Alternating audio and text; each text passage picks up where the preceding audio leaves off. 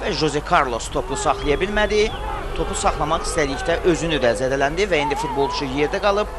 Hələ ki, həkimlərin meydana daxil olmasına hakim icazə verməyib. Bu arada Standart komandasının hücumu və Thomas Bobel çətinliklə də olsa topu ələ keçirir. Çox təhlükəli bir hücum idi. Rodrigo Silva cərimə meydançasına daxil olmuşdu. Bu arada qapıcı topu meydanın kənarına vurur və buna səbəb məhz Jose Carlos'un yerdə qalmasıdır. Hakim yalnız indi həkimlərin meydana daxil olmasına icazə verdi. Bir qədər əvvəlki epizodun təkrarı.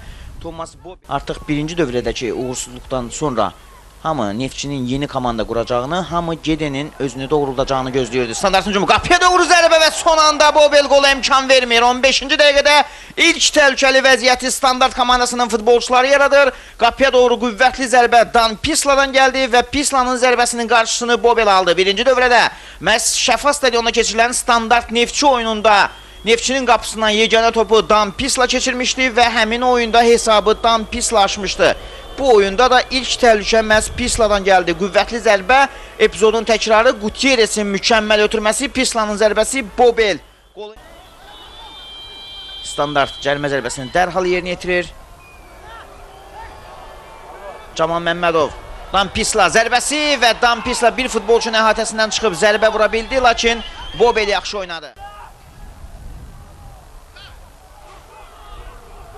Standart komandası indi əks hücum yaxalayır və qapıcı vaxtında irəli çıxaraq topu ələ keçirdi. Neftçi komandasının yeni transfer qalmamasına aydınlıq gətirəcək. Dan Pisla topladır. Dan Pisla'nın ötürməsi.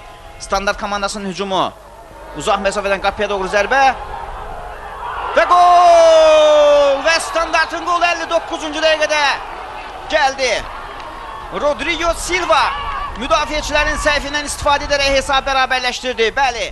Bu epizodda uzaq məsafədən qapıya doğru zərbə vuran Chiapari Kelmedir. Top müdafiəçilərə dəyib istiqamətini dəyişir və topu ələ keçirən daha çox bu zərbədən çox ötürmə oldu və top ələ keçirən sol cinahlı oynayır. Arif Daşdəmirov, Osman Siguera zərbəsi və top son anda Neftçinin qapıcısındadır. Yan xətt hakimi isə topun xətti keçdiyini bildirir. Bəli, bir qədər kuryoz zərbə idi.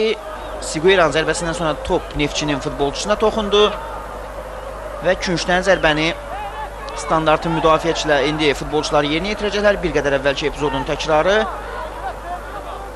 Osman Siguera'nın qarşısında Stefanov var idi və futbolçu